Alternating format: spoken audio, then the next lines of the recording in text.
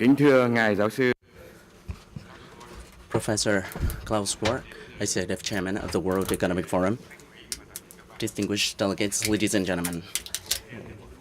Representing the Vietnamese government, I would like to warmly welcome international and national organizations, enterprises, and students and youth representing the young generation of Vietnam to come here to attend the Open Forum ASEAN 4.0 for all, how to enable startups to seize opportunities generated by the fourth industrial revolution. I am very honored and privileged to welcome Professor Schwab, the founder and executive chairman of the World Economic Forum, one of the major and pioneering economists who devoted a lot of determination and intellectual on the fourth industrial revolution. And he is the author of the book called The Fourth Industrial Revolution, the theme of our open forum today. Ladies and gentlemen, we are witnessing that the world is trying to develop integration and cooperation based on the fruits of science and technology, particularly the technologies by the fourth industrial revolution. It has dramatically changed the societies, changed each country, including Vietnam and other ASEAN member countries. Grasp opportunity, identifying the challenges is what we should do, and it is the shortcut and effective roadmap for us, and that we also need to select the national strategies and guidelines to narrow the gap between countries. And also we should bring into full play different opportunities to turn challenges into opportunities and to turn initiative into products and to reap success in the journey of innovation and startup. Over the years, the Vietnamese government has identified that enterprises, including startups, as the center of socio-economic development, of innovation, as a force to develop the economy. And also the Vietnamese government has played an active role in further promoting Industry 4.0. As of now, we basically completed the building of the National Incubation Center, and we, for the first time, attracted the attendance and participation of startups and enterprises based on our efforts and strategies. Ladies and gentlemen, distinguished delegates, under the Open Forum of World Economic Forum on ASEAN today, we would like to propose that we need to discuss ways and views to foster cooperation among ASEAN countries and between ASEAN and global partners to turn Southeast Asia into a center for innovation and startup. We should play a leading role in exploiting the fruits of the Industry 4.0 to further promote socio-economic development, how to make all of those countries smarter and more effective. We want to have more candid dialogues, and we wish to receive support from leaders, experts, enterprises of World Economic Forum in general, and His Excellency Professor Schwab in particular, in seeking out different solutions. And we should also further promote the cohesion among ASEAN countries to grasp opportunities and to seek solutions for challenges. Distinguished delegates, ladies and gentlemen, the Vietnamese government is developing the strategy for innovation and startup. And we also develop different scenarios for the fourth industrial revolution. In the implementation process, Vietnam wishes to cooperate and to join hands with the World Economic Forum and ASEAN to enhance the connectivity, and we are ready to provide our resources to join hands with other partners.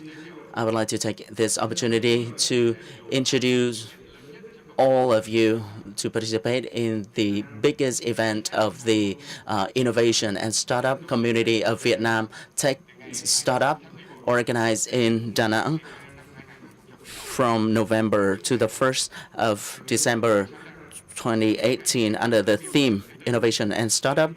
in the fourth industrial revolution global integration process. Let's join hands together to build up a community of innovation and success. I wish the conference every success. I wish this open forum, the first of many, many events under World Economic Forum, every success. Thank you very much.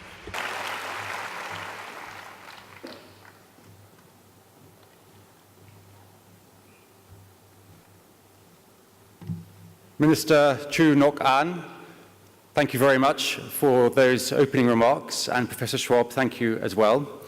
Now we will turn the session into a panel discussion where we have many esteemed speakers to share their views with you on how we translate this fourth industrial revolution into an inclusive, human-centered, prosperous future. The theme of the discussion is ASEAN 4.0 for all. And the idea is that we want to be able to embrace these technologies and turn them to the benefit of society, and as Professor Schwab mentioned, to use and to harness entrepreneurship and all of your entrepreneurial ambitions to build a better, more prosperous and inclusive society. So to moderate and chair the next part of the program, I'm delighted to welcome Amrita Chima from Deutsche Welle, who will be overseeing the second part. And perhaps also the panelists can also join on the stage as Amrita comes as well. Thank you.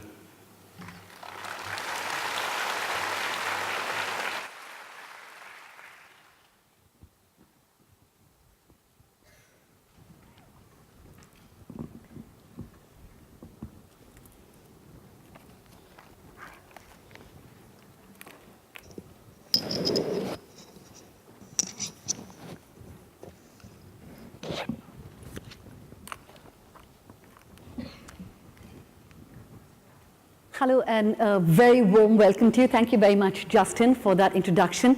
May I also thank Minister Chu Nok An for his very insightful comments and a warm welcome that you've given us to your country.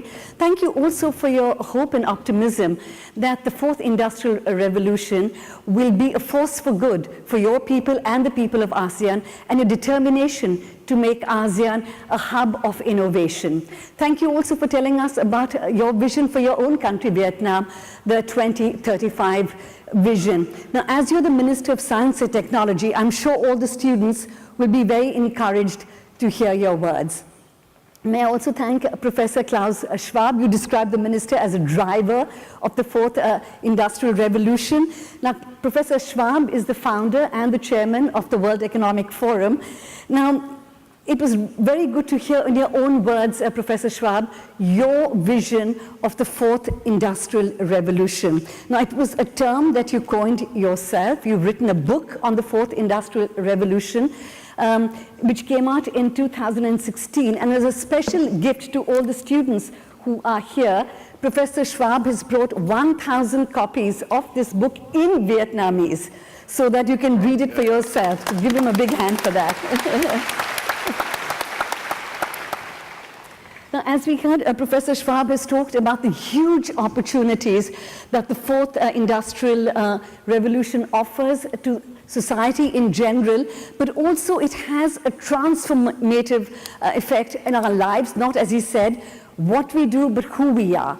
And Professor Schwab, if I may say so, one of the quotes that I found most interesting in your book was, we have to ensure that the fourth industrial revolution is empowering and human-centric, and not that it is divisive and dehumanizing. Because I think there's a lot of discussion about how technology is going to change our lives, but you have insisted and you want to ensure that all the technology that we are getting is for the benefit of humankind, and not that we become slaves of the machines, but we master the machines to serve us. So thank you very much for sharing your vision with us.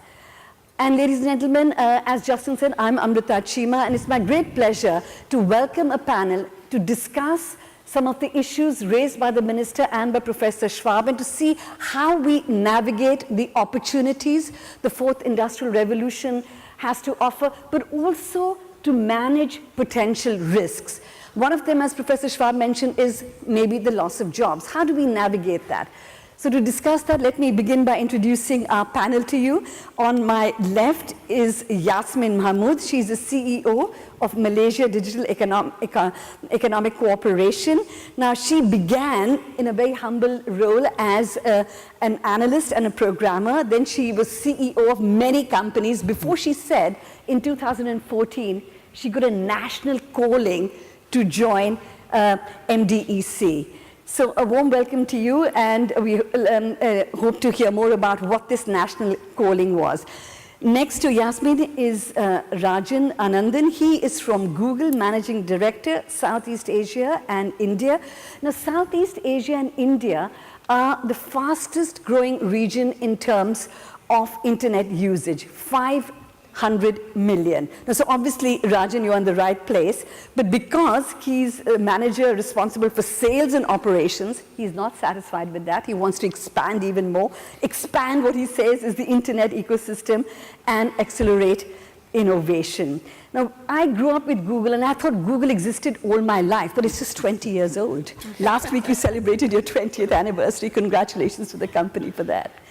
Now, next to Rajan, we have Honorable Syed Saddiq Abdul Rahman. He is the Minister of Youth and Sports of Malaysia. Now, he's described in the internet as a politician and an activist. I like the description. Now, you're the youth chief of the Malaysian United Indigenous Party, Bersatu. You were elected and became a minister in July. And I heard rumors that Prime Minister Mahathir's election was a lot to do with your support as well. You got the youth vote. Now, you also, many of the young students might know him. He's a champion debater. He won Speaker of Asia 3 times in a row. But what some of you may not know, that he rejected scholarships to Oxford twice. Not Oxford didn't reject him, he rejected Oxford. Now, as a graduate of Oxford, I'm not trying to take this personally, but you are the youngest member in Malaysia since the country's independence. Now, you have said that your aim is to empower the youth and lower voting age from 21 to 18. We'll hear more about that later. Next to Saddiq is Annie Koh. She's a professor of finance from Singapore Management University. She has many portfolios, including in the Office of Business Development, International Trading Institute. She's on the board and advisor to many companies, including, which is interesting for us, GovTech Singapore at the Skills Future Committee. Now, she has an interesting thing she said. Everyone can embrace digital as our new 6th sense. And that is an interesting concept, that we have 5 senses, but digital could become our 6th sense. We have that potential, is what Professor Annie Koh has to say. And finally, we have a local star for all of you. We have Lee Hong Min. He's the CEO and a co-founder of VNG Corporation. He said I shouldn't call him a star, but he is an entrepreneur and a startup entrepreneur from Vietnam. His story is compelling, it's fascinating. Maybe he'll share some insights with us, but he did become fascinated by gaming at the age of 15 and went on to set up his own organization, which has expanded hugely. He's also moved into other internet portals in the Zing category, and one of them is ZingMe, which was the most popular social media platform before Facebook took over. But you have another one called Zing-Alo, which is a bit like WhatsApp. So I think a lot of you young people would know these Zing-Alo, ZingMe and things. He's the man behind all of that. So ladies and gentlemen, please give a warm welcome to our panel, first of all. Thank you.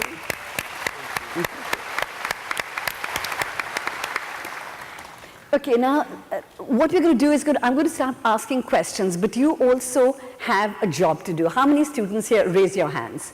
How many of you are students here? Raise your hands. That sounds like too few. I see many students. Oh, okay, wonderful. A huge majority of students here. Thank you for raising your hands. So the thing is that I'm going to be asking them questions. You listen carefully to what they are saying, and then I'll ask you to ask questions. Because this is a fabulous opportunity for you, for these people here, to share their expertise with you. So remember, write down questions or think of questions you want to ask, and then at a later stage, I'll ask you to ask the questions. Let me start with you now, Aniko. You're a professor, and all these people are students here, so they're used to hearing professors. Do you think, Annie, that ASEAN and the region is prepared to embrace the fourth industrial revolution? Thank you, Amrita, and good morning. I love it. I love a room full of students, and of course, we are all young on this panel, all right? We are young at heart. Now, the reason why we are here is we are actually very excited about the fourth industrial revolution. And I think it's not just because it's youthful, nation in Vietnam, but all of us believe that the fate of ASEAN is in your hands. It will be in the hands of our young people across the 10 countries in ASEAN. And I like to think of it as the 4 I's. 2 years ago, I spoke in Malaysia, and I spoke very, very poignantly about the issue of having an ASEAN identity. And I call this the soft side. I think we talk a lot about digital, and we talk a lot about technology. But at the heart of ASEAN is the ASEAN way, but at the same time identifying with ASEAN. So I would like to see cross-cultural movement. I like to see a lot more exchange between students across the 10 countries. And that's how we build identity. The next I, and I think Minister spoke about it very powerfully, is innovation. We need to unlock the enormous entrepreneurial skills within ASEAN. The young ASEAN countries, all of you represented in this room, I've seen some of the great technological advancements coming out, not from the more mature countries in ASEAN, but from the younger ones. And through technology, you could leapfrog. You could actually not be inundated with legacy. The third I, to me, is very important. It's about inclusiveness. I think the more we have technology, the greater the digital divide. And so while I wrote about having the sixth sense of digital skills, there are still many people within ASEAN, within individual countries, that do not have access to healthcare, to payments, to financial accounts, and even to education. So I need the inclusiveness as the third I. And my last I is integration. I think we do not work hard enough. We need more hard work. Integration calls for working. Integration calls for champions. I need government champions, I need social champions, and I need corporate champions. And I think today we have that in and on this panel. And if we work towards the 4 I's, I think we can actually happily gallop into the fourth industrial revolution.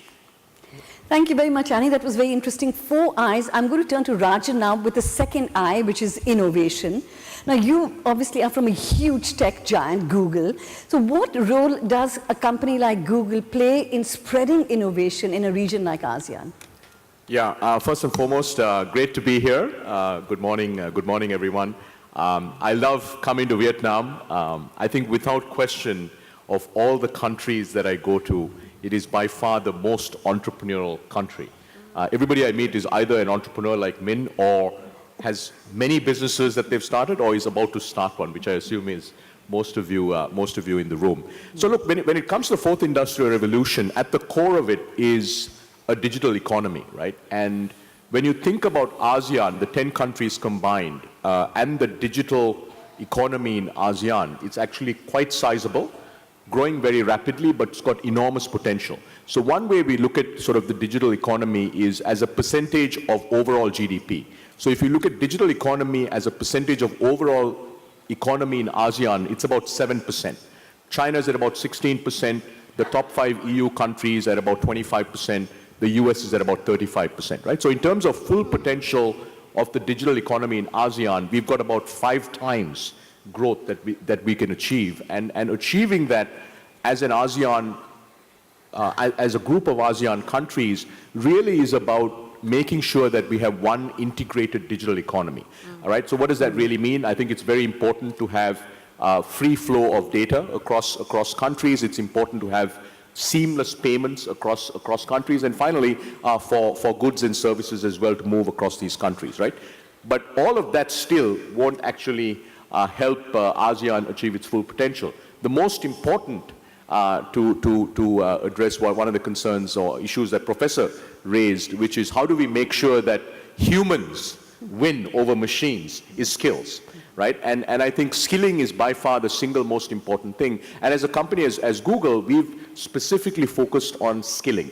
And skilling at all levels, right? For students, for developers, for entrepreneurs, and also small and medium businesses. And today, I wanted to take a minute on small and medium businesses. If you look at small and medium enterprises, SMEs, in ASEAN, they account for about 50% of all GDP in the region, and they account for 80% of all jobs in ASEAN are actually small and medium enterprises.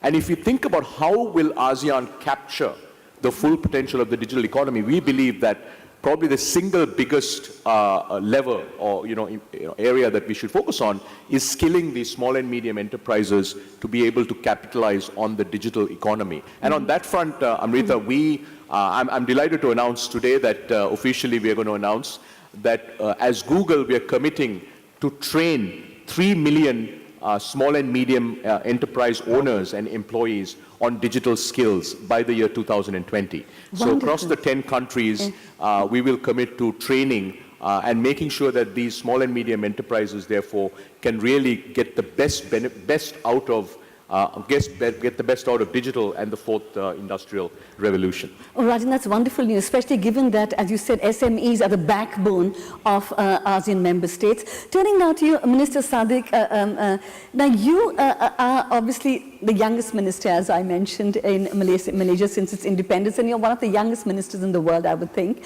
Now, is there a great sense of excitement among the young people? You want to empower the young generation. Yep. Is there a great sense of excitement about these new technologies and the potential they have to offer?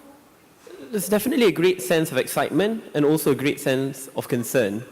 I think as the professor rightfully pointed out just now, there are also concerns about growing unemployment rates if we fully rely and we do not transition well. But at the same time, I believe the future is a lot more optimistic. While there are some who say that doors will be closed, the point in which we fully automate, the point in which artificial intelligence replace more conventional jobs. However, similarly, like what happened when spinning jenny was introduced during the first industrial revolution, while you replace one, there will be thousands more which will be created. When the computer came in, typists were replaced, but then you create computer engineers, IT software developers, and the rest. So I think, especially in ASEAN, when the youth population are very young, it's about 25 to 35 years old on average, I think the dynamism in which it provides, in which it brings, is very big. There are a lot of untapped potential. In Vietnam, for example, the entrepreneurial community is very big. In Malaysia, the youth community, which takes great interest in gaming, for example, acts as a precursor towards greater interest in IT and software development. And I believe the government, or previous governments, have been focusing on this. Even, for example, since 2001, we've been focusing on the creation of Cyberjaya. You know, we tried our best to ensure that we have our own Silicon Valley. At the same time, we assist a lot of our young entrepreneurs to prepare for the fourth industrial revolution since 20 years, about 18 years ago. So I believe the future looks well, and the point in which young people partake in that change-making process, they equip themselves well. The drive to learn is a never-ending journey. I believe the youth will be prepared. But most importantly here, I think there must be great recognition of the youth potential which exists. And that's a unique part about the fourth industrial revolution. It takes out the age barrier, the age limit, which previously, or the conventional wisdom is that if you are young, you are incapable, you are inexperienced. But when we see some of the best startups being started by young entrepreneurs, then it breaks stereotypes. It shows that young people are capable, but that due recognition must be given by the government, by corporate sectors, to ensure that in the end we can march forward and not just become leaders of tomorrow, but also shape the future today. And the fourth industrial revolution, I believe, will be shaped by my generation, and also the success of it will be defined on how governments today defined the current education policy, entrepreneurial policy, because if we fail today, then we'll be left far, far behind. If we look previously, there are some countries who unfortunately fall back when they simply do not accustom from the transition from an agrarian economy to an industrialized economy to a service-based economy, I believe ASEAN countries simply cannot take a back footing of this. We must be the leader of the fourth industrial revolution with great untapped youth potential. I believe we can do the impossible if we put our hearts and minds together. Thank you. Ông Syed, ông đưa ra một cái quan điểm rất quan trọng. Chúng ta đã nói về những cái con người trẻ tuổi này sẽ là những cái nhà lãnh đạo tương lai. Họ đang có trong khán phòng này, họ sẽ là những cái CEO, tổng giám đốc điều hành trong tương lai, và chắc chắn là họ đang tạo ra tương lai ngay từ hôm nay, và tương lai sẽ phụ thuộc vào tất cả các bạn. Đó là một cái quan điểm rất là quan trọng. Chúng ta hãy quay trở lại về cái câu hỏi, bởi vì là cái câu hỏi này, thông qua câu hỏi này thì You talked about you had this high-flying corporate career with lots of big companies as a CEO, and then you said you had a national calling to join the Malaysian Digital Economy Corporation. What was this national calling? Does it mean that you felt that you needed to shape and give direction to the digital sector in your country? Yes, thank you. Good morning. It's a pleasure for me to be here. MDEC is a government agency, and it was started 20 years ago when there was a vision about this Malaysian this multimedia super corridor, the MSC.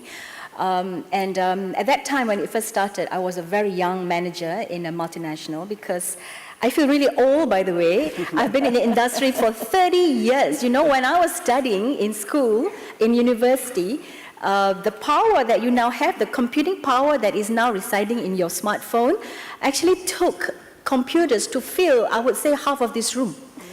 And in the 30 years, I was a witness to the evolution, to the revolution that was driven by when Bill Gates said that there was his vision of one desktop on one computer on every desktop. When Steve Jobs unveiled his first Macintosh and the smartphone, when the internet phase came on board. But right now, at this current junction, I have never been as excited, yet also feel threatened with the impact of technology.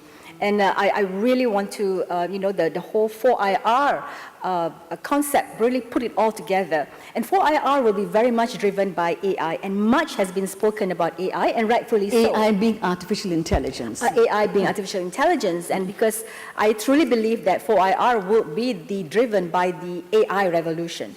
But if you combine the other things that's happening in the area of nanotech or neurotech, for instance, AI is fed through data, and data is through sensors from this IoT. Now, there is now technology and innovation about making sensors to the size of atom. So can you imagine you can put sensors into bridges, sensors into even your human body. There is also this neurotech, which talks about how you can transfer your brain waves into computing, into signals that can be translated into computing, which means that you can literally be having this telepathic capability. So if you think about all that is happening and you couple with the pace that Klaus spoke about, the pace of innovation, it took 75 years for the landline, for the phones to go to 100 million. It took the smartphones, the mobile phones, only 16 years, and it took the internet only 6 years. And you know what? Angry Bird took only 35 days to go to 50 million users. So the pace is going to be so phenomenal. So the question is then, how do we as a country, and I think many have already spoken about it, if left to its own organic dynamics, they will be the winners of this whole revolution. The winners would be, as if we were to compare with what happened when horse carriages were overtaken by cars. The winners were the car companies, but there were also a lot of losers. You know, there was horse owners of horses, horse riders who went out of job. So how do countries and how do nationals, leaders of a country really make sure that it is an inclusive innovation, not just about developing the Amazons or the Apples of the world who will be going to 1 trillion.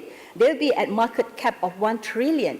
In fact, Amazon alone, the market capitalization is equal to the 7 of the largest traditional consumer-based companies. So it is very important. It's only through government intervention.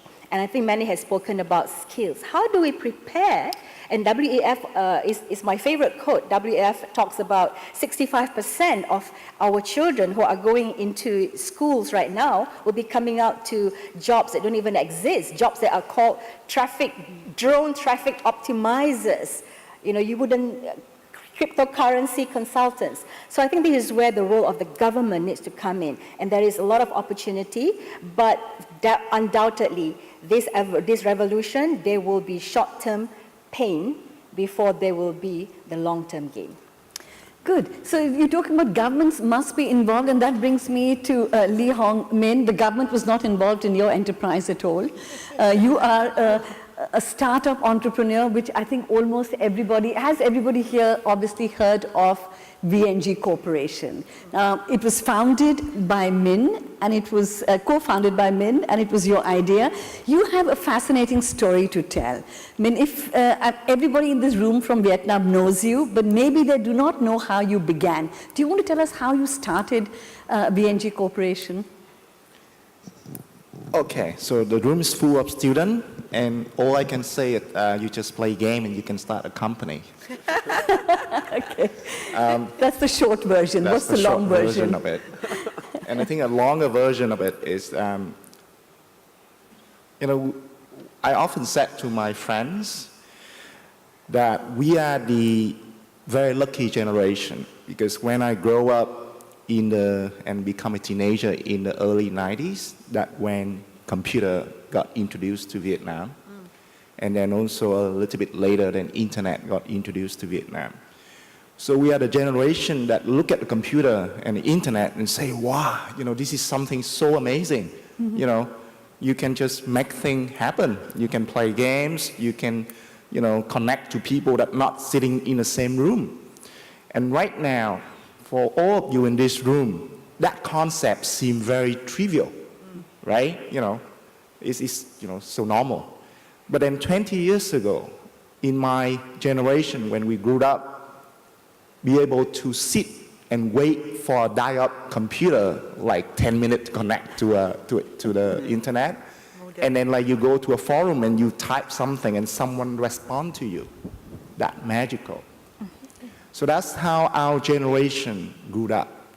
And then it's very natural for us to say, you know what, this is going to happen in a significantly impactful way, and everybody's going to do it. So let's build a career, let's build a company out of it. So in a way, many of the things that you think magical today going to become normal 20 years from now. Right? So I'm not sure, like, you know, what you think is magical, but I think it's pretty magical if you ask the computer something and it can answer you in a very natural kind of way. I mean, like Google just demoed something in the Google I/O a few months ago, right? And even, you know, we are in a tech community, we understand that that's a demo, which means that, you know, you have to be prepared very well, and then still it gives you a sense of magical wonderment. Similarly, I mean, like, you know, 2007, when Steve Jobs introduced the iPhone, and for us in the industry, we understand that is one of the magical moments. So the comeback thing is like, you know, you sitting in this room, I mean, I'm trying to address these students, right? Yes. And you're hearing all these big talks, and you may not understand a lot of them. I mean, sorry, I'm just trying to be practical, that's my job. I agree.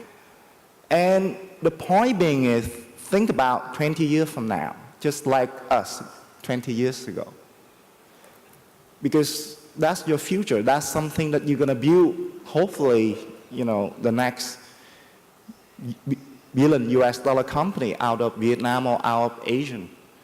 And do the thing that right now, don't focus on a thing that is normal, right? You all having a smartphone on your pocket, you all can connect with 1,000 or maybe, you know, some of you may have hundreds of thousands followers similar to, you know, the minister here on social network. But all of that is normal today. Don't do the normal stuff, right? Because the future happening with something today you think is magical, something today you think is unimaginable. And that's how things normally work, right? Don't believe, don't believe in all the things that we, the people, say, because we just say the thing that we understand today, right? And maybe we say something that serves our own interests, right? Think about your interest. Think about something that really makes you excited. And that I think that's something going to be cool for you in the next 20 years. Hopefully, World Economic Forum going to give you an interview in the stage and say, how you start. So that's my long story, sorry. Oh, that's wonderful. If I may just add to the story, all of your students, what he didn't tell you that he was passionate about gaming when he was 15 years old. 15 years old, and at that time, parents are always telling their children, go and study and stop all this gaming and things. But he was passionate, and then he went to the World Cyber Sport in Korea. Cyber Games, and then was completely taken by the idea, and that was the seed of VNG Corporation that you see today. Now, how many of you would like to become a startup entrepreneur like Minh? Students, all of you who are listening, how many of you would raise your hands high so I can see them? Okay, so quite a few of them are impressed with your story, short and long, Minh, and they would like to be like you. So okay, can I ask a question? How many of you would like to be a minister on the age of 25 like him? Raise your hand. See, I'm in trouble. Politician. They want to be politicians. So they want to be both, Minh. All right, they want to be an entrepreneurial minister at 25. So I think that more of the students here want to be politicians, young politicians, than to be a young startup. Sorry about that, Minh. Okay, now do any of you have questions? Does anyone want to raise a hand and ask a question of any of the panelists? We have people with microphones who can come back to you. Okay. Do I see a hand there? No, I don't. There's someone there. Yeah.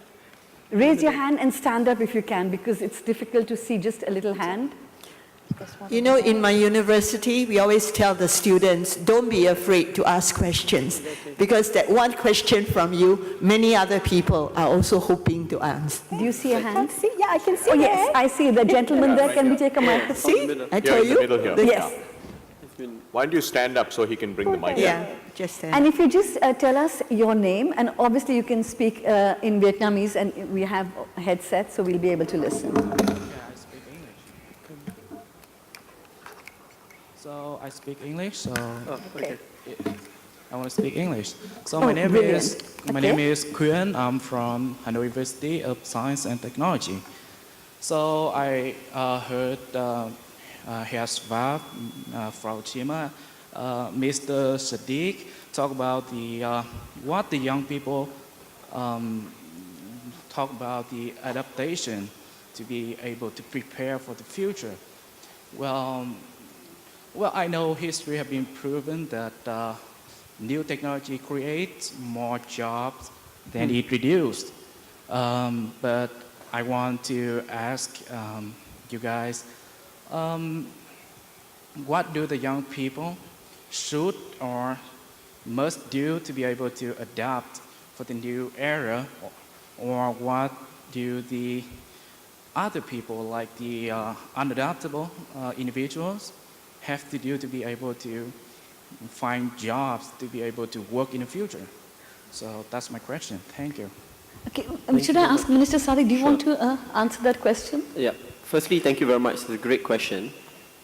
I have a different strategy there. I don't believe that young people should just adapt. If it's about adaptation, I'm pretty sure I wouldn't be here today. Because adaptation means you conforming to the convention. And convention, unfortunately, usually underprivileges young people because of the factor of age and experience. My suggestion for the youth of ASEAN is for you to think out of the box, to ensure that you do beyond the normalcy. And the unique part with the introduction of the fourth industrial revolution, as we're going to a more tech era, a more digital-based economy, these are our areas of expertise. I agree with my colleague. Find your passion. We all have our own passion. Some of you might want to become politicians, some of you want to become young entrepreneurs, some of you want to have your own unique tech startup. And once you identify that passion, while you must learn from those with great experience, but always think 10 steps ahead. Always look what your generation or our generation will demand for the next 20 years. Because if you start up and you follow, you conform and you follow the convention, there will be thousands or tens of thousands of people who will be ahead of you who started earlier. But the unique part, when you are young, usually we are risk takers. When you are young, you have that great enthusiasm and that ever-burning passion in you. Find that ever-burning passion, push all the way, and use the most unconventional means to achieve that at times conventional outcome. And I believe that if we are able to do so, and if every single young person taps into their own passion and potential, I believe we can do miracles. So I hope that helps. Thank you. Can I jump in, Amrita? Sure. Yeah, so, I'm not young like the minister, and he's the rock star.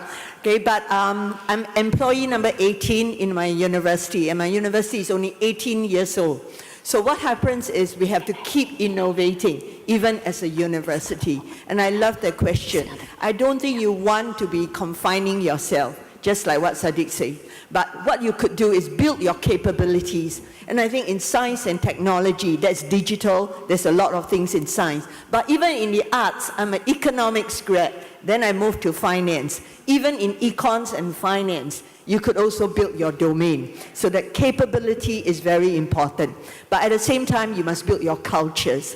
I think regional culture, knowledge and awareness of ASEAN is not in your curriculum, but you are connected from day one. Most of you in this room are born in the year 2000. 18 years old in the year 2000 are already digital from birth. So you are already connected digitally. So build that culture, but the last one, build the communities. I think Minh is where he is because he had a community. He has an ecosystem. So a lot of your learning is not confined to classroom. A lot of your learning is outside of the classroom, in connecting with the community and sensing where the future will lead you. Thank you, Adi. I think we have a question. I saw a hand up from a lady there in the middle. Did anyone raise a hand there? Can you stand up? I Then the see mic a can come lady to you. at the back there. Can you stand up, please? Can you stand up? I think there's a gentleman Yeah, here. because it's easier to see you. Did you have a question? Yes, please stand up. Oh, There's someone. one there. There's one more there. Yeah, a lady. Yeah. Okay. There's one behind her as well. Okay. Just can I ask Mr.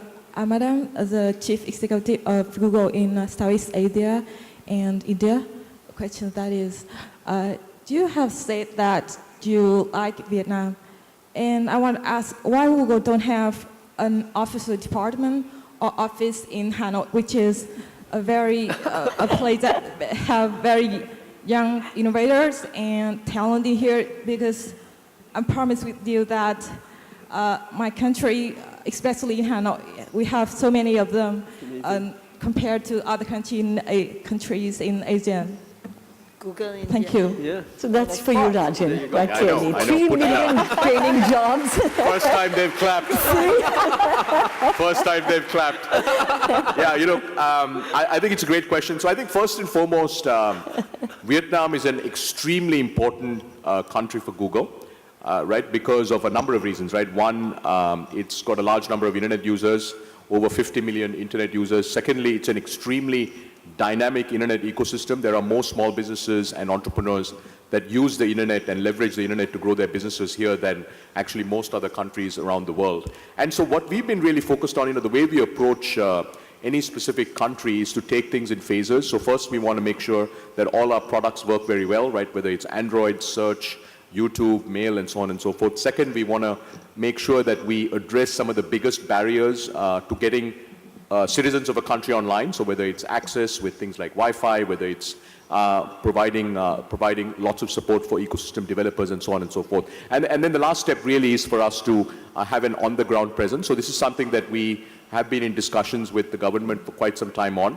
And there's a number of things that need to come together in terms of policies and regulation and so on and so forth that will enable that. So we are extremely excited about Vietnam, and we look forward to obviously making sure that all of you, I think the most important thing for us as Google is to make sure that all of you work for yourselves and you become amazing entrepreneurs, which really is what today is about, right? And I think the way you should think about Google is how can you really get the best out of Google so you build the skills and the tool sets and the capabilities to build the next Google or to build the next VNG.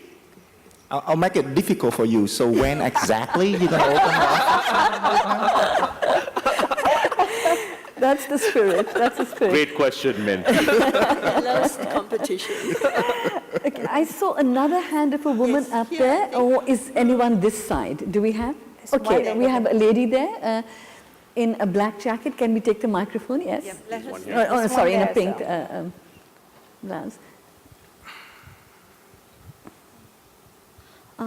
I'm Linh. I come from Transformation and Communicate University, and I have a question for you. Nowadays, the explosion population is the serious problem. So, can you talk more clearly about what pressure on us, on the young people who want to get a job? Sorry, your question was what pressure is there on young people when they get a job? Yes. Okay. Yasmin, do you want to take that question? What pressure is on young people when they get a job?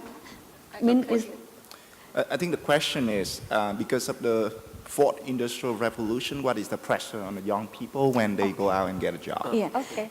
I want Yasmin to answer that question because she's been through a lot herself and began as a young programmer, and then she's risen to all these things. So what are the pressures? So let the auntie take the question. I'll let it translate first. Nobody's laughing, okay. So, this, when I spoke just now about the fact that in this whole revolution, there will be those who would be disrupted, and there will be those that will be disrupting. So the chances are that those who are already in the workforce, like in manufacturing, people who have they're already very set in their skill set and are not willing to get reskilled, those will be for sure will be disrupted. But the potential disruptors will be the young people. Yeah. So the question is, what can young people do right now? Now I want to talk about this thing, Minh talk about magic. Yeah, magic. I am a computer science and applied maths graduate, so I am a science geek from young. I love physics in school. And I remember that the one thing that has taken me across, and that is why I'm still relevant as an auntie, is because of the curiosity. Yeah, because I remember watching the TV. I came from a small village in Malaysia, and we didn't have a TV in our home, but we had a TV in our neighbor's home. And I remember watching the TV, and I was so upset about not understanding how the little people can appear on that screen. So I wanted to study it. I wanted to understand it. Now, what is worrying to me right now is if you young people, when you study in schools or in university, and you only, it's a degree is the end, not the means to an end. So if you don't have the curiosity, if you look at the phone and you just enjoy it as a consumer, and you don't have that curiosity to understand the magic behind it, and only when you understand it, then you can start creating. You can become producers of innovation as opposed to just enjoying it. So that curiosity I think is what's going to make you, because technology is going to change. What you learn today in school is not going to be relevant 2 years even, 3 years down the road, right? So that curiosity to learn is something very, very important. Yeah? Okay. Let me quickly ask a question. How many people in this room are studying marketing? Raise your hand. Like marketing, no one? I saw one or two. There's one over there. Okay. This side. Okay. So just give you an example of what pressure you're going to face in this so-called Industry 4.0, right? Because it's actually happening. So And thanks to Google. Sorry, I can't make They're your really life lobbying to be- for this, Rajan. Yeah. Lucky we are in between. About 5 years ago, then digital marketing is a very hot sector, right? Because you have to understand how to, advertise a normal business online using Google and Facebook and a lot of digital marketing tools. And right now, as we speak, Google is making AI doing most of the job of a digital marketers, right? So before, let's say in VNG, then we have teams of people who have to design the campaign, who have to set up parameter, who have to do search engine optimization. We have to do so many things, right? Right now, it's magic, but basically we tell Google, we need this, and we have this much to spend. And Google AI figure out the rest. So basically, within a span of about 5 years, then a very hot sector in Vietnam become obsolete, right? So maybe not maybe, definitely, most of the things that you are learning right now, not going to have a lot of practical values. I'm sorry to say that. Right? But hopefully you're going to learn some fundamental skill, right, so that you can continue to learn.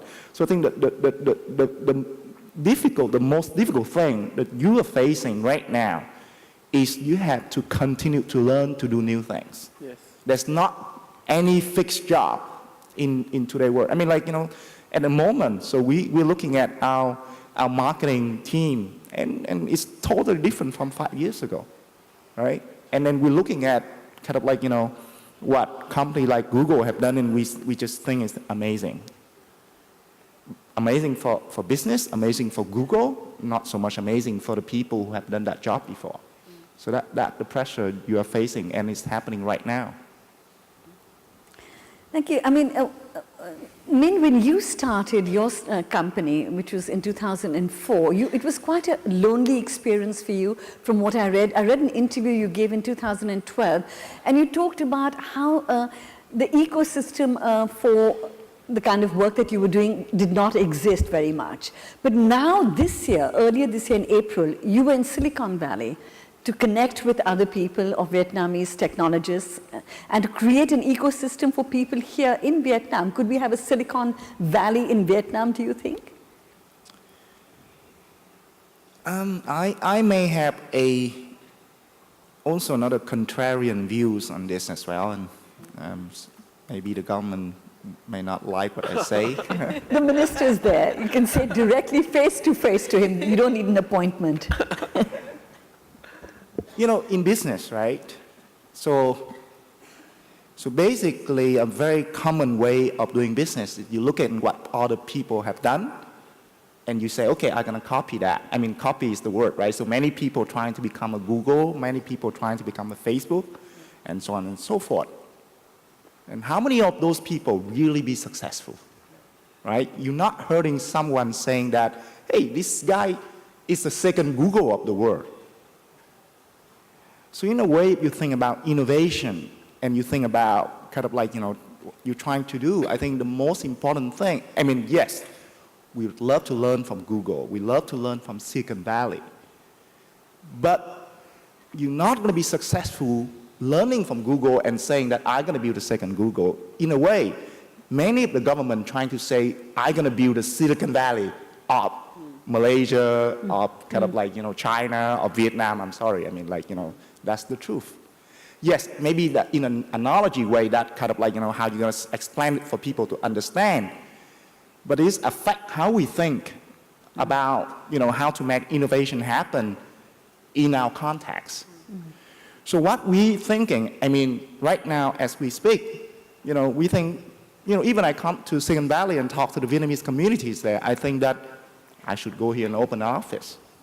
Not the other way around, not asking those people to move back, because I said to them, you know what? You're living in one of the best places in the world. Who am I to ask you to move back? And who am I to ask you to move back because you love your country? Okay, thank you, but you have your life to worry about, right? I'm very practical. So in a way, thinking about innovation is again, my point being is how to make that happen within a context, right? And then right now the world, in a way, I think the whole world is Silicon Valley. Innovation happening in any way, in any form. I mean, you don't need to try to confine it within a geographic location, right? So the trick is to think about what problem you want to solve and how to mobilize resources from wherever possible to solve that problem.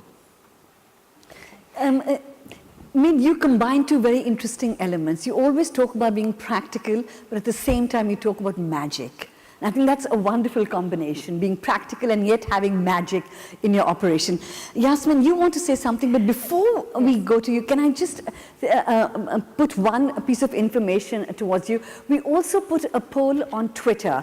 We asked people, a lot of people have concerns that with the fourth industrial revolution, a lot of jobs will be lost. So we put a poll up on Twitter. Do you think technology will create jobs or destroy jobs overall? We got about 3,000 replies within a space of a few hours, and a majority, 58%, felt the fourth industrial revolution would lead to the creation of jobs, 58%, and 42% said they would destroy jobs. So I just want to put that information out there. And Yasmin, turning to you, what would you like to add? I just wanted to add on a little bit more to what Minh was saying, and this is about the magic of Silicon Valley. It is true that Silicon Valley is what I call the mothership of innovation. But we would be cautioned to emulate Silicon Valley as is. Because if you think about it, two facts that I always put forth. Number one is Silicon Valley hasn't been replicated in its totality anywhere in the world, not even in the US. So everybody has their own version. So we should look into what is organically the strength of a country and to build innovation ecosystem based on those strengths and not, because if you say that we want to be the Silicon Valley of so-and-so, then I think it's almost saying that we're setting ourselves up for failure because Silicon Valley has not been replicated anywhere in the world. So that's number one. Number two is the question as to whether is the Silicon Valley footprint the best? And I think it's only half of the story because I was on a panel at The Economist a year ago, and there was this argument, there was this question, is Asia going to win or is the US going to win in the race for innovation? And I put up and say Asia is going to win because if Asia is if winning means as a national win, then inclusivity has to be the key driver. And America is not inclusive at all. Silicon Valley has got these companies, they are $1 trillion in market cap, but if you go into Midland, if you go into the heartland of the US, you hardly see any adoption. You will still see entrepreneurs who have not embraced in totality. You'll still banks who are still very archaic. They're still very credit card driven as opposed to, e-wallet driven. So I think we need to be wary of the fact that Silicon Valley is only one component of it, but inclusivity is something that governments have to really focus on. Okay, so be inspired by Silicon, but don't copy it, is the message I'm hearing. Okay, I want to ask you, I told you about this Twitter poll. The majority thinks the fourth industrial revolution would lead to the overall, more people felt it would create jobs. What do you here in this room think? Raise your hands, the people who think that the fourth industrial revolution will create jobs. How many people think it will create jobs? And you have to raise your hands high because otherwise we can't see them, because all of you are wearing white shirts. Okay, wow, okay, so the whole panel thinks it will create jobs. And how many think it will lead to a loss of jobs? It will also lose. It will too. It will too, okay, both. Now that is very interesting. Okay, Saddiq, since you are our youngest panel member here, I want to ask you, obviously you're very keen that the young people will profit from this digital economy. But every time there's big change, people get left behind. Yeah. Now, you as a youth minister, how do you feel? What would you do to engage that people don't get left behind in what is described as a digital divide sometimes? Firstly, the reason why I believe young people benefit the most because the majority of disruptors are indeed young people. So while there are job losses, it's expected in next 2 decades about 50% of the jobs today can be automated or replaced with AI. That's a huge number. But the same concern was also there during the first or the third industrial revolution. But the job creation after is a lot more and a lot more tech-specific and high-skilled. The concern which I have is access to education in the next 20 years. Why do I say this? With the fourth industrial revolution, you'll see the specifications or the specialization needed in order for you to get that job will increase. Because repetitive jobs can easily be automated and can be replaced.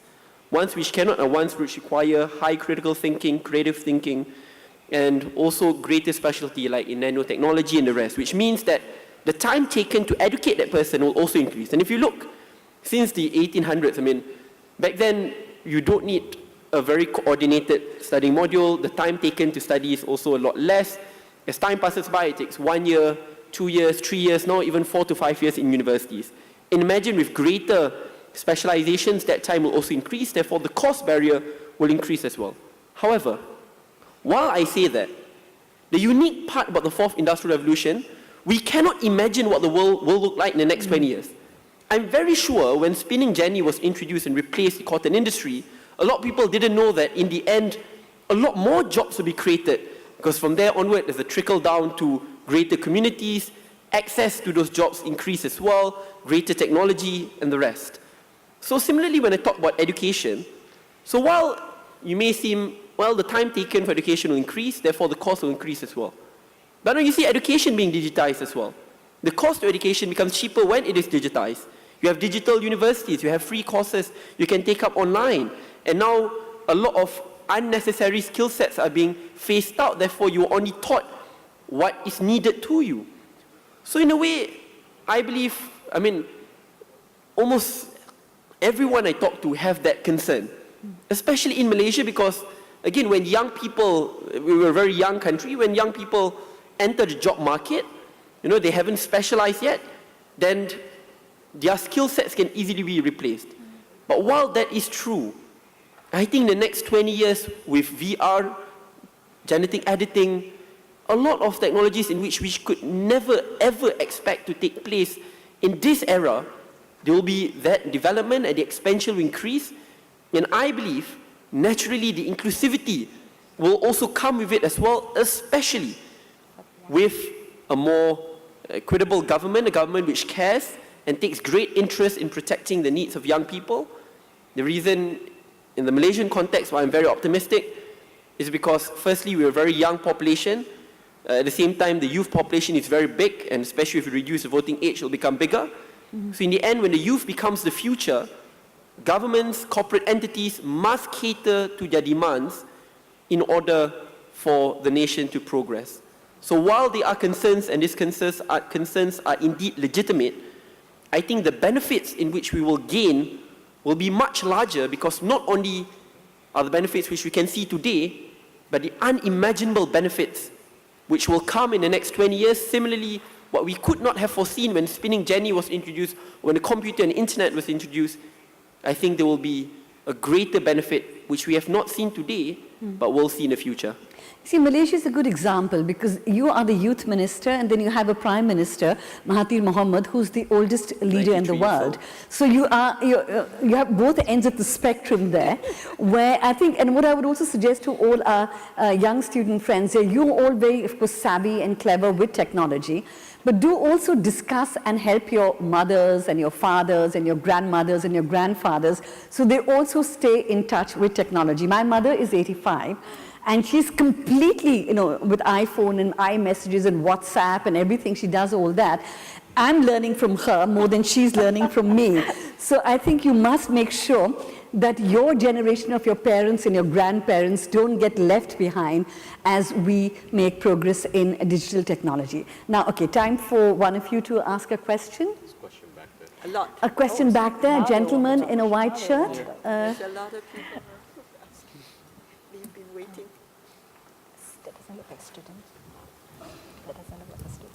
Hello, everybody.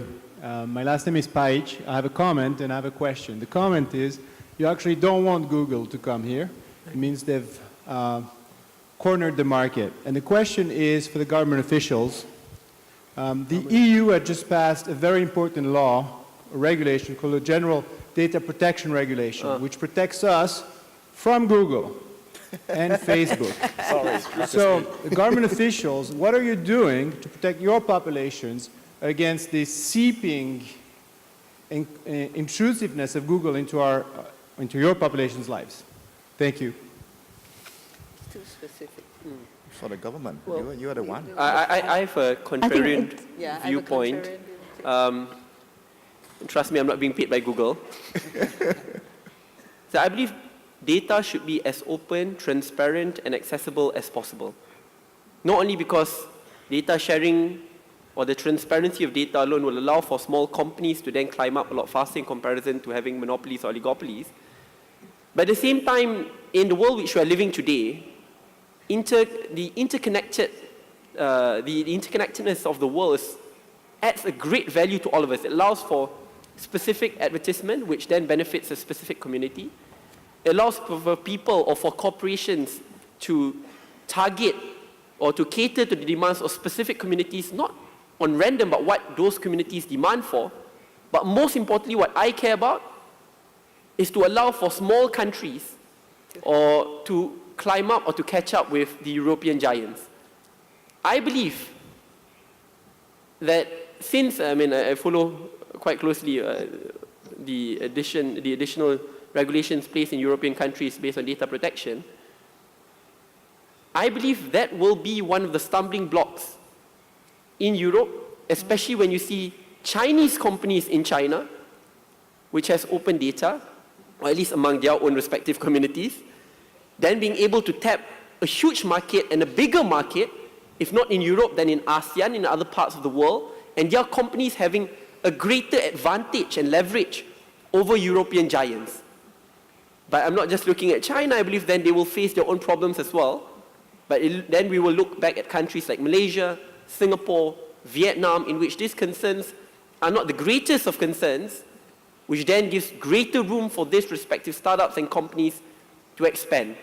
Data protection is important, but overzealous regulation in the long run will hurt the development, especially of small, medium enterprises and tech startups, which are already placed at a great disadvantage because they don't have the capital like the more bigger industries. But I believe that in the end, having greater access to data and at the same time data transparency and sharing of that data allows for small, medium enterprises and for developing countries to tap into a market which they've never had the opportunity to tap into before. Thank you. But at the same time, I agree, all right, with Saddiq, but I think that's the reason why we have an open forum. I think ASEAN is nicely sitting at an opportunity here.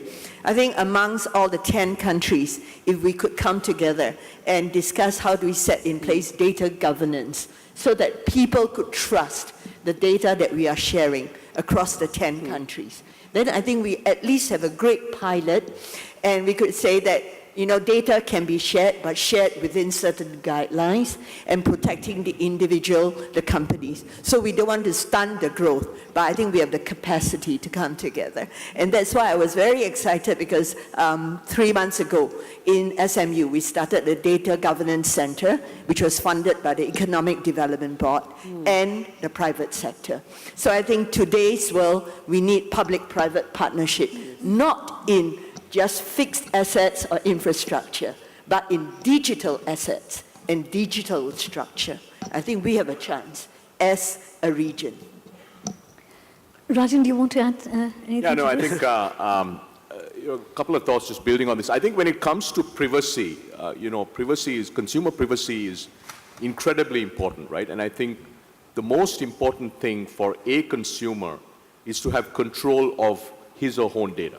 Right? You should be able to control what data is captured, how that data is used, and the minute you want to delete all data that a platform has, whether it's Google or other platforms, you should have that ability to do, right?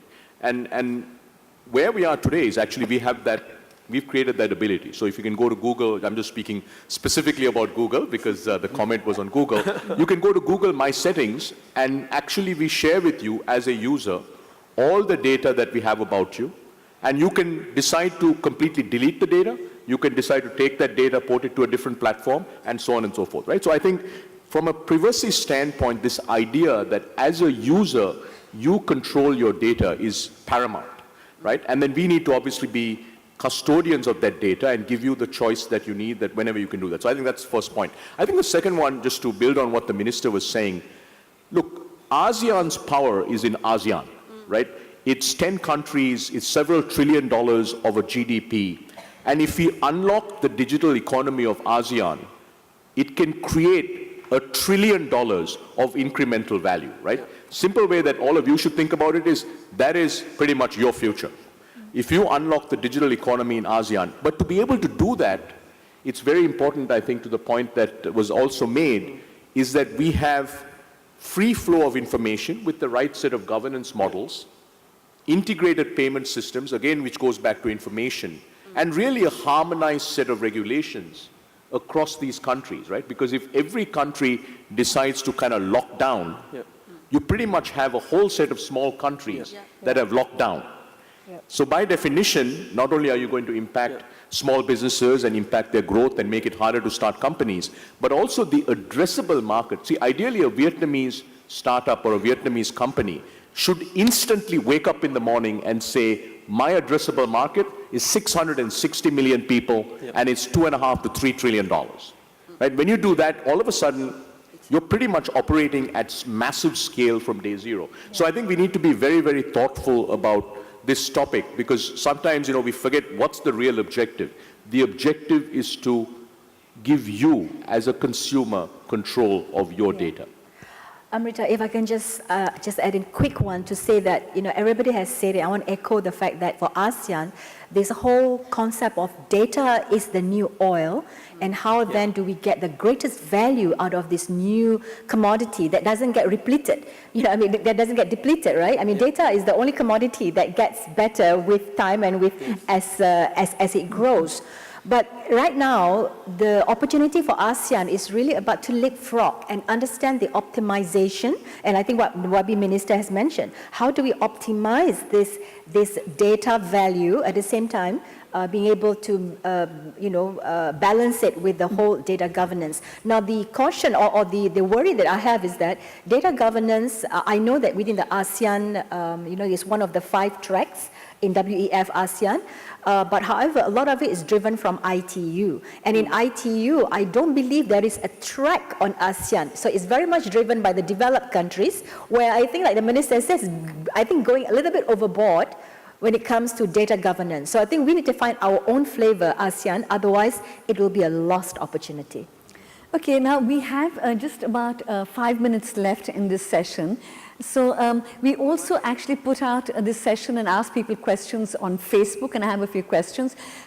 We'll take one last question from the audience, and maybe that gentleman right at the back, in a white shirt right at the back, if you take the microphone to him. And while the microphone is going, I'm just going to read out a few questions that people asked. Ethan Wang said, my concern is how do we compete globally? Kate Sukum said, as the US economy is entering a late cycle of growth expansion, would the possible recession greatly affect ASEAN? What are the pros and cons of growing presence of China in ASEAN countries? Amelia Kings, and ethical considerations should not be neglected, as I mentioned. Srey Prana, my question to ASEAN leaders, how do CLM countries enhance economic growth? And Rajan Sang, with increased importance of blockchain technology, we didn't talk about it at all, in the supply chain, taking into account the technology advancement gaps across member states, what are the strategic plans to ensure that the technology will benefit ASEAN international trades and enhancing mobility? Okay, so those were the internet questions that I'm sorry we were not able to answer, but some of the questions were answered in what we said. We'll take a last question from the gentleman at the back, and then we'll have final comments from the panel. I have a question for you. That I know that when we join ASEAN group, I think that there are many countries when combine, and that means that there are no boundary between country. And I think that there is many big company will join in Vietnam. So do you think that it's a advantage or disadvantage with the small business in Vietnam? I think many of the panelists will agree that ASEAN collectively is stronger than as individual nations, but I'll let, in fact, Minh answer that. But since there's a gentleman right next to you who also wants to ask, we'll take your question as well, and we'll get collectively Minh to answer them. Please ask your question. The gentleman in the blue shirt? Yeah. Yes. Vâng, chúng tôi có thêm một câu hỏi này dành cho ba vị diễn giả đấy luôn ạ. Thứ nhất là xin được hỏi ông Rajan Anandan. Có thể nói rằng là như ông có nói ban đầu đấy ạ, Việt Nam thì là một dân số trẻ rất là tốt. Have a very good young people, and 50% of Southeast Asia create 50% of the GDP of the Southeast Asia, and Google is a very strong companies on AI and IR for IA. So now, what Google is pay the attention to in ASEAN and in Vietnam in particular? Do you have any mechanism to support the companies in ASEAN and in Vietnam? Second questions go to the Minister of Asia. You are supporting the government. So what are the support that Malaysian government pay for the SME and startup to follow the IR4IR? And the last question for Mr. Minh. You are the very successful startup. We have a very difficult for the startup, which is the capital. Do you have any advice for the startup to raise the fund and to collect, to call for the capital? Thank you.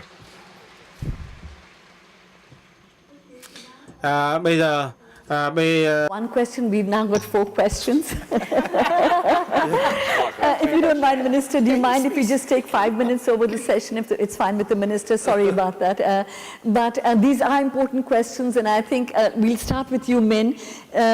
If you can answer the last question the young man asked, as well as the earlier question that we heard. Okay. Yeah, I got to ask this question a lot. You know, how to raise money, and you know, specifically, and in a way, it's a simple and difficult question to answer because, you know, you ask specifically and not generally, right? Because people are going to often say that, you know, you're going to go to CVC, you're going to raise money from friends and families, and so on and so forth. I think generally, from my own experience raising money, and then my own experience of seeing other people raising money, my answer may disappoint you. I think the best way of raising money is not to raise, but wait for people to give you money. Yes. Right? Okay. So basically, when you are so good that people like myself or Rajan say, please take my money, please. That is how you raise money. Agree. Of course, I mean, like, you know, if you are not, I mean, and I'm sure that in this World Economic Forum, there's many people, many startups that you may got to see later that they experience the same thing. So how to do that? And there will not be any specific answer to the word how, right? Because it's really depend on you. But basically, the point being is, I just make it simple. Don't go ask for money, right? Do something that people want to give you money. That's how you're going to get it. If you go ask for money, it can be painful, and it's not going to work out. Okay, thank you. Okay, Rajan, there was a question for you for Google. Yeah, no, look, we're doing a lot to try to support startups, right? And it ranges all the way from skilling, right? So we've got huge focus programs around helping, whether it's mobile developers, skills in AI, ML, and so on. So that's at one end of the spectrum, which is skilling. Second, we have a whole set of programs around cloud, around digital advertising, and so on and so forth, where we actually specifically focus and support startups. And third, we have a program called Launchpad Accelerator. It's those of you that are building startups, and if you're interested in leveraging the best of Google, it's for early stage companies where we have a 6-month intensive period of mentoring with startups. We don't do it for a large number, we do it for a very small number of startups where we bring the best of Google engineering, product, sales, marketing, so on and so forth. And then it culminates with spending some time at our corporate head office in Mountain View. So it's really a range of things that we do, all the way from skilling developers to actually working with early stage companies. And then across ASEAN, we've also started investing in companies. So some of you may be familiar. We actually made an investment in a company called Gojek and several others. So it's really a range of things that we do to support startups. I open with this. We are incredibly excited about the entrepreneurial energy and the entrepreneurial passion in Vietnam. Okay, and Minister Saddiq, there's a question for you as well on Malaysia. Yeah. I personally believe it's not a great idea to micromanage the success and failures of startups. I'm a bigger fan of ensuring that we prepare a fertile ground for young people to then be well educated so that then they can have their own startups, because startups are independent, right? So I want to talk a lot more about creating that fertile ground. One is, I think, from the lowest of spectrums is just to ensure that internet is accessible to as many people as possible. So while we have the great city of Kuala Lumpur, there are also areas in Malaysia in which internet access, especially 4G, is not the greatest. Or some areas where it is, at least there's a big cost barrier. So one thing the government is focusing on, the Minister of Communication, YB Gobind Singh, is to ensure that internet becomes more affordable and accessible. And one plan which we put forward in the next 2 years is to ensure that the cost of internet is slashed by 50% and internet speed is doubled. And that's one of the biggest KPIs which I believe he is looking into. Mm-hmm. That's one part. Because then when you do that, entrepreneurs will come out on their own. Interest from the internet will then develop your own independent startup communities. Secondly is through education. That's why now we are ensuring that coding is made a subject in schools so that it can be taught to students as young as 8, 9, 10-year-old. We have a lot of coding competitions run by the government and also by private sector to ensure that the interest in coding is also expanded. Furthermore, I also believe in using unconventional ways to achieve a conventional outcome, because to me that's all about young people. Wherever I travel, almost all the successful entrepreneurs who I've met, especially in the tech industry, usually start up their interest in playing video games. I mean, this is just one more which I just heard. I met up with the founder and CEO of Razer, and he said the exact same thing. Yeah, Minh Liang, he started out by becoming a gamer. Look at some of the best, multi-billionaires, they all started with their interest partially due to that. So that's why I'm very keen, because it's not just about the youth ministry, it's also about the sports ministry, which is under my portfolio, which is to make esports very big. I'm very keen on that. I mean, I'm competing with Singapore, with Vietnam. I know Minh will definitely try to capture the market. But in Malaysia, for example, half of our population are made up of gamers. I mean, I just met up my bodyguard, and he's like about 40 to 50. And when he's free, I see him playing Mobile Legends. His children play Dota. At the same time, Malaysia, while on a population of 32 to 33 million, but in terms of gaming revenue, it's ranked 21st, much larger than some of the biggest economies.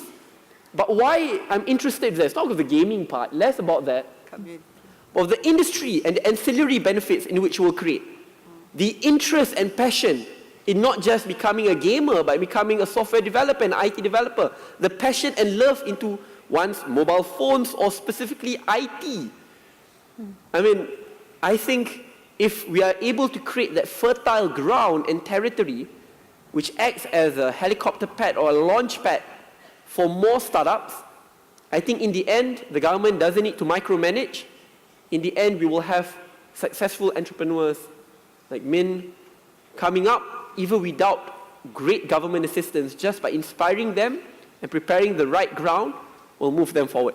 For more detailed explanation, we have the amazing MDEC director here, Datuk Yasmin, who's definitely leading that charge, so let's give some time Dear audience, the challenge is that we are fighting against time at the moment. So I'm just going to ask Yasmin in 30 seconds to give her final comment. And then I want Annie to end with the first I, identity, because we had one question about ASEAN as a whole and sovereign nations. So 30 seconds for you and 30 seconds for you, Annie. It's amazing how the young minister learns to delegate so fast. But okay, just to wrap up, I guess, yeah. Sure. So you know, I mean, for sure, this 4IR is real, is coming, and either which end of the stick do we end at? You know, are we going to be disrupted? Are we going to be disruptees? So the role that the government, and I do agree that it's not, I think Minh, you mentioned it, or Annie, you mentioned it, it has to be a public-private. Government cannot micromanage. Government cannot be too prescriptive about what needs to be done. Innovation is also about, you know, about creativity, right? So a few things that we need to do, like in Malaysia, YB minister mentioned, the minister mentioned the fact that infrastructure and a lot of ASEAN countries need to leapfrog in this. Malaysia has, apart from our minister has mentioned there's double the speed at half the price, but as well has gone to say that access to internet is a basic human right, and that that he is actually pushing for this to be put into the constitution. Right, so I think that's number one. The second part is that skills, skills. Investing in our young. This is so crucial, and this is something that the government, education, is not about textbook, it's not about telling them exam-based, it's about curiosity, it's about projects, it's about problem-solving skills. And the last one is about, you know, to the young people, you are at such an interesting journey. I wish I'm young all over again. I wish, you know, I was right where you are, coming out of university with the world ahead of you. If ASEAN or if Vietnam is going to leapfrog in this, it's going to be driven by you. If you do not do it, then the rest of the people who are already in the workforce, chances are they will be disrupted. So you will have to leapfrog. And how do you do it? You got to be a society of dreamers. And I'll always say this, dream the big dreams to solve the impossible problems. Lovely. Thank you very much, Yasmin. That's very inspiring. And Annie, a final word for you as we started. Very good. Thank you. I get to say the last word. I think the idea of identity actually came from the global shapers. So the fact that we have 75 startups showcasing on this platform today is great. So how do we get there? I think the identity can only be built if you know purpose and passion.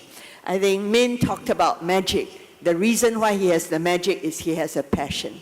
We need to be here now on a good common purpose. And we cannot do this alone, so we need partnerships. And that's why we are on this stage, because we believe that the public-private partnership can make this happen. And the last one is, not because Google is here, platforms. ASEAN is a platform, so come on this platform, come together with the governments, with the companies, and all of us can make a better, bigger, a safer ASEAN together. Thank you. Thank you very much. That's a wonderful. So a final word from me, and I want to thank all of you very much for being here, especially the students as well as the public, because the whole aim of this exercise was to open up the forum to new ideas, to share with you the new insights that these experts have. And you know, it's been a lot of talking. We've all been sitting here and talking, and maybe some of the stuff was a bit academic. But I hope for the students particularly, that there were some ideas which you took away from this discussion. Things about passion, things about dreaming, things about magic. These are all wonderful words. I hope in some way they have inspired you to a better future. Because, you know, I heard the two things I want to share with you. One of them is dream, but dream with your eyes open. And the other thing that I heard is that when opportunity knocks at your door, open it. So I hope that we've opened some doors for you today in terms of ideas, in terms of inspiration. We have a very inspirational panel here. So I want to thank the Minister very much for being here. Thank you very much, Minister. And I want to thank all of you in the audience, and especially I want to thank my wonderful panelists. Thank you very much. A big hand to all of you and to the panel. Thank you. Yes, maybe we should take a photo from your side. And all of you, I hope you've got your copy of this. I have one copy here, and Minh had said I should give it to the person who asked the best question. But Minh, there were so many good questions. Can I give my copy to you? He doesn't need it, but I would like to give it as a tribute, as an inspiration of Vietnamese startups. May I give this copy to you? Thank you. Yeah. Thank you very much. Thank you. Thank you. Thanks, Saddiq. Lovely to have you. Thank you, Rajan. And thanks, Yasmin. Minister, can we have you on the stage and have a photograph with you? Thank you very much. Thank you. Please come and join us.